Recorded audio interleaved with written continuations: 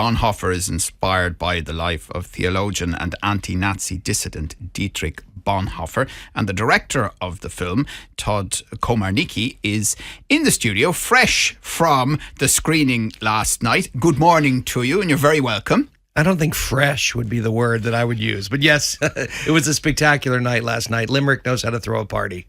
And we heard you on Live 95 News this morning paying tribute to the support that you received in Limerick and the surrounding region during filming. I was knocked out by it. You know, we came here sort of in an emergency because we were supposed to shoot in the Czech Republic and the tax rebate fell out. And so we needed to move quickly, and we found Belgium and then Ireland. I reached out to Ireland because I'm married to an Irish woman and have spent the last 26 years every summer here and every odd Christmas here. So I knew the quality of work that was happening here in the film business. One of my dear friends is Arthur Lappin, who was the producer of a bunch of Jim Sheridan movies. So I knew over time this was a country that knew how to make movies, and they came through with flying colors. Yeah, and Todd, just to put you in a bit of context, a producer on the great family movie Elf, and one of my favourite films of the last 20 years, Sully, which was the story of the miracle on the Hudson and this amazing airline pilot who saved all those people by landing in the Hudson River. Oh, I'm glad it's one of your favorites. It's was such an honor. I have this ongoing blessing where I get to tell true stories about people that make me want to be a better person. And I remember meeting Sully, and it took about 10 minutes before I thought, yeah, of course, this guy would land a jumbo jet on the river. He just gives off that kind of confidence. Yeah, amazing. And then what happened to him subsequently, as is told in the movie, is probably even more extraordinary than what he did. But tell us about Bonhoeffer then. Well, Dietrich Bonhoeffer was a pacifist pastor during the rise of Hitler and had the singular courage to go toe-to-toe with the devil. He got up at 27, he preached in front of the Nazis, essentially threw the Nazis out of church, and said Hitler is not the head of the church.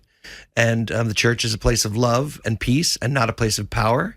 And in doing so, painted a target on his chest that was there for the last 12 years of his life. What inspired the making of this film? You know, there are stories from that time. Dietrich Bonhoeffer is one example, but there are others. You know, Tom Cruise starred in a movie in a different context, didn't he? Yeah, Valkyrie. I think the thing about World War II is that there will never be an end to the stories because it was so traumatic and it caused so many people, in order to survive it, to come together, sometimes in small cadres, sometimes in large groups, but we just needed each other in a profound way. And that works storytelling-wise. When you watch strangers come together to take on the impossible task of beating back the darkness, it's compelling. And in Dietrich's story, you find exactly that. Todd, is there a message for the world today, for Europe, for the US today in the Bonhoeffer story?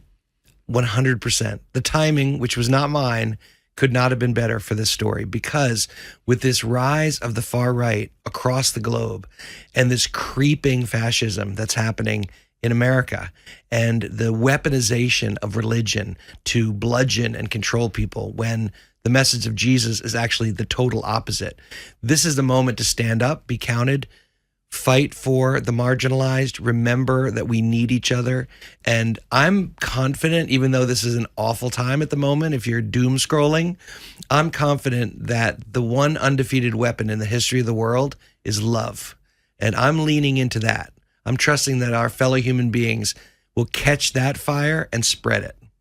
Did you grow up wanting to be in the movies? No, I just wanted to be first a professional baseball player and then a rock star.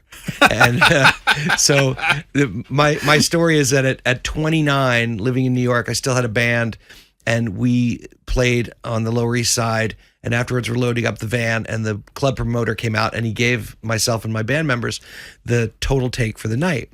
And it was $29 each. And it was actually 29 singles, $29 bills. That's what I was handed.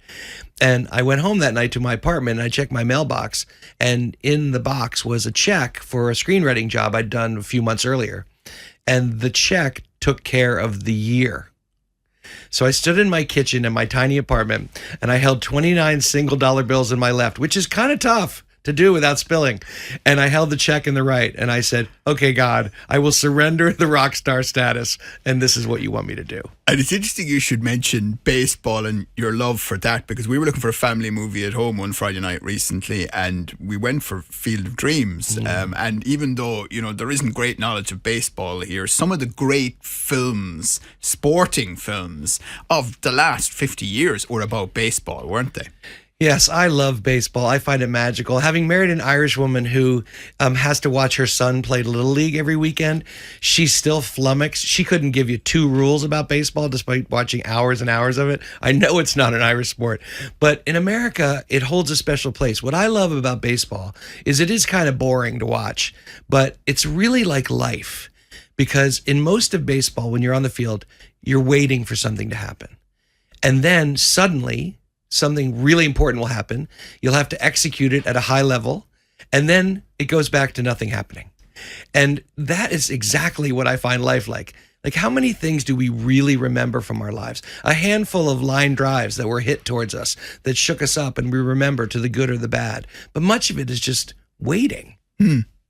I assume with your Irish connections, you've seen hurling somewhere along the line. Yeah, we were just talking with Paul, the cab driver, about the dominance of Limerick, and I thought he was getting a little greedy. He was upset that they only won 4 in a row, and they should have won before against Tip, and then they should have won against Clare. And I was like, so you just want to win every year? And he said, of course. In essence, yeah, that's probably true. And a lot of people have worked very hard for a long time to persuade everybody, including many in Limerick, that Limerick and the region is a great venue for filmmaking. And we saw Liam Neeson on the streets of Limerick in the last few months. There are other movies coming out along with yours. What's your message as a filmmaker? Well, I live in New York City. I've done one job for the last 37 years, and that's make movies. And I was completely impressed by my time in Limerick. The quality of personhood is the dominant thing. You want to be around good people. Then everybody works really hard. If there's a knowledge gap, it's quickly filled. And you do a film as a group. It's not, I might be the writer, director, but you need 300 bodies moving in the same direction to make something work. And in Limerick, that exists. And what Paul Ryan's been doing with the Limerick Film Commission in inviting and then executing, this is the key. It's easy to invite. It's hard to execute. And in Limerick, I found excellent work. Right. And we hope to see you back here then. Maybe I won't leave. What's the next section? We could just talk about the weather. You could stay with me for the rest of the show. I'm here for you. Absolutely. If you want to hear about traffic wardens and body cams, that's what we'll be talking about. But listen, thank you so much. Thanks for bringing the business as well to Limerick. It's always appreciated. And there are more movies coming out along with Bonhoeffer, which you'll be able to see in cinemas in March and getting a release in Europe and US and everywhere else. And we hope to see you back again. And delighted to hear about your Irish connections as well, Todd. That's Todd Komarnicki, who is the director of Bonhoeffer.